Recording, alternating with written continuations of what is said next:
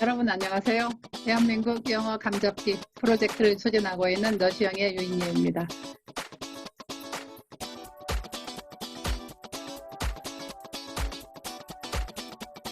어때요? 그래도 우리말이 세상에서 가장 아름다운 언어죠? 제가 지금까지 세 사람으로부터 들은 말입니다. 이걸 질문이 아니라 들은 말이라고 표현한 이유는 형식은 질문인데 본질은 내가 관련해서 할 말이 있어 라는 뜻이고 답은 입이 정해져 있거든요. 그런데 이분들이 우리말이 가장 아름다운 언어라고 생각하는 근거로 하는 말이 똑같았습니다. 그걸 정리해 말하자면 우리말처럼 섬세하게 뉘앙스가 표현되는 말이 또 어디에 있겠냐. 노란색을 봐라, 노랗다, 새노랗다, 노르스름하다, 노릿끼리하다, 노릇노릇하다 등등 얼마나 종류가 많냐는 거죠.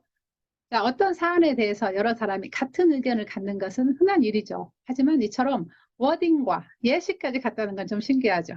난 처음엔 이걸 어떻게 해석을 하자면 뭐 내 새끼가 세상에서 제일 예뻐라는 그런 인간 본능의 국뽕 버전쯤으로 생각을 했어요. 자, 여기서 사이드 오브 사이드입니다. 국뽕에 해당하는 영어 단어에는 징고이즘과 쇼비니즘 두 가지가 있어요.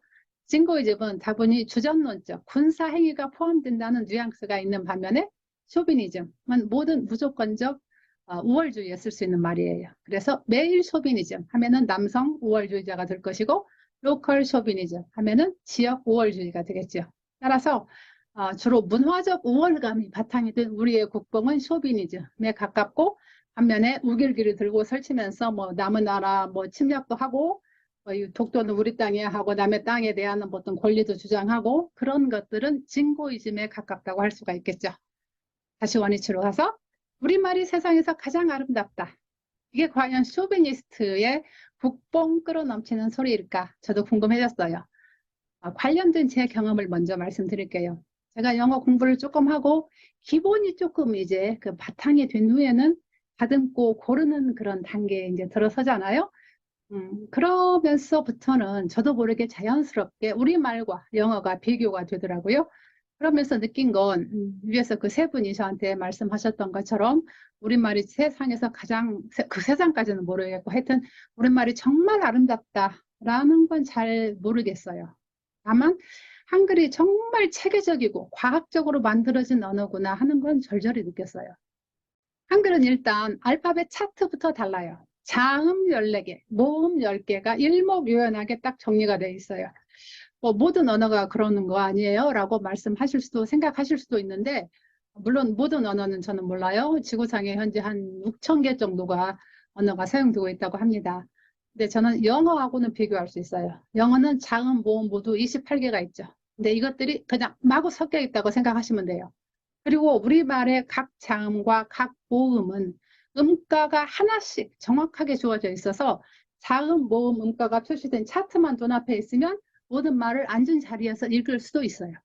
제가 아는 외국인 두 사람, 하나는 미국 사람이고 하나는 헝가리 사람이었는데 둘 다 약 3시간쯤에 걸친 아주 집중 학습을 한 후에는 자음과 모음의 음가를 다 익혀서 물론 의미는 몰라요. 그 자리에서 발음이 좀 이상해서 그렇지 한글을 읽을 수가 있었어요. 엄청나죠. 참고로 근데 이 두 사람이 절대 천재 아니에요. 여러분, 지금까지 몇 년 동안 영어를 공부하셨나요?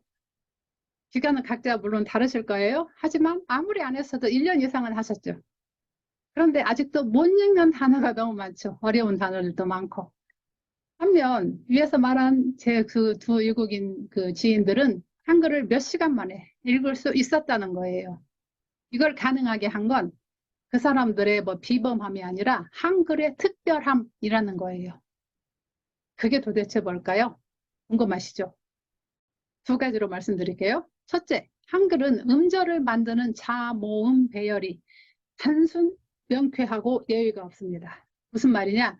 한글은 음절이 무조건 자음으로 시작되고 그 뒤에 모음이 온다는 거예요.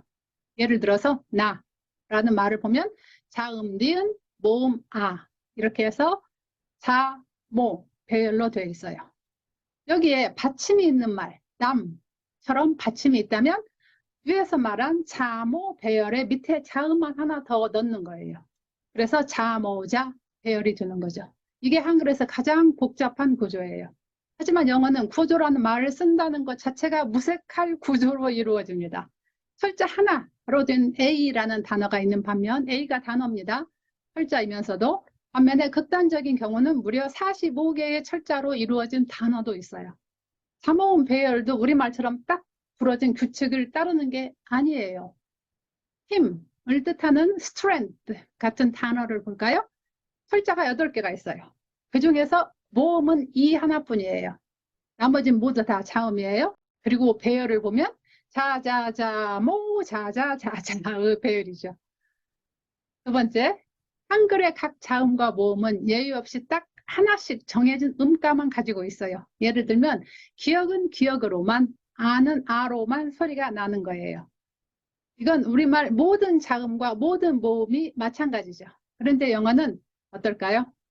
우리말처럼 음가가 예의 없이 딱 하나뿐인 것은 28개의 자모음 중에서 단 하나도 없다는 거예요. 무슨 말이냐? 먼저 영어의 자음 C를 한번 볼까요?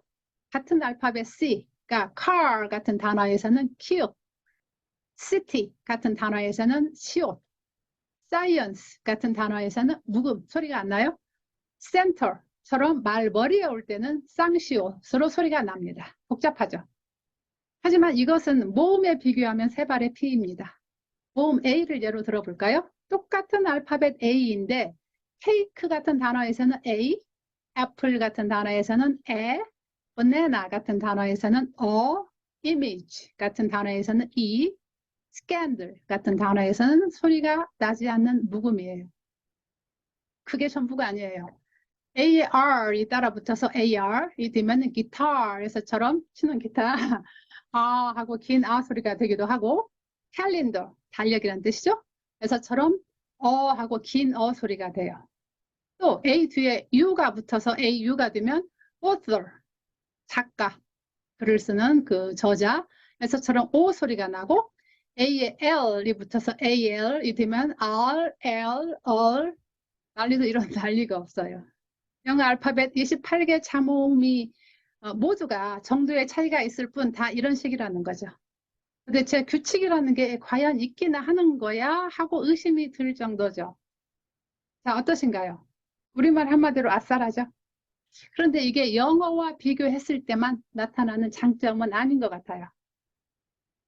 분야에서 그 해외 전문가들의 한글 평가를 보면 정말 어리둥절할 정도의 극찬 일색이죠. 신이 인간에게 내린 선물, 세계 최고의 글쓰기 방식, 모든 언어가 꿈꾸는 최고의 알파벳, 세계에서 가장 진보된 문자, 한글보다 뛰어난 문자는 세계에 없다 등등. 전부 다 외국인 전문가들이 한 말이에요. 한국인들이 한 말 아니에요. 여기에 언어 연구에 있어서 세계 최고의 권위 기관인 영국 옥스퍼드 대학은 한글을 하루 만에 터득 가능하고 제가 아까 위에서 말한 제 외국인 지인 두 사람처럼 3시간 만에 읽는 게 가능하다는 걸 말하고 있죠. 그리고 그 구성 원리가 정보 기술 시대에 가장 필요한 합리성, 과학성, 독창성을 기준으로 볼 때 세계 최고의 언어라고 선언을 했어요. 또 유네스코는 1998년에서 2002년 사이에 전 세계 2,900여 종의 언어를 상대로 해서 세계에서 가장 적합한 문자를 찾는 연구를 했는데 여기서 한글이 최고의 언어로 평가되기도 했습니다. 자, 이 정도면 한글이 체계적이고 과학적으로 만들어진 신의 한 수 언어라고 해도 결코 무리가 아닐 것 같죠. Side of side again. 이 신의 한 수를 영어로 뭐라고 할까요? 우리말에서 사용된 신, 영어의 God, God라기보다는 어떤 분야에서 신적인 경지에 이른 대가라고 하는 게 정확할 거예요. 그래서 영어로 이 말을 할 때는 God가 아닌 명인 또는 대가의 뜻을 가진 Master에다가 그림, 글씨의 획 등을 나타낼 때 쓰는 말인 stroke를 조합해서 Master Stroke라고 하면 됩니다. 자, 이런 신의 한 수, 언어인 우리말을 두고 오늘 또 여러분이나 저나 영어를 공부해야만 하는 우리 현실이 좀 그렇긴 합니다. 그렇습니다. 마지막으로 오늘 이야기의 시작점, 한글이 가장 아름다운 언어라는 말. 이건 각자 본인이 아름답다고 느끼면 아름다운 거라고 생각을 합니다. 언어의 기능과는 달리 아름다움에 대한 평가 기준은 사람마다 다르니까요. 다만 그 주장에 대한 근거로 든 노란색 파생어 등과 관련된 이야기는 기회가 된다면 다음에 따로 하도록 하겠습니다.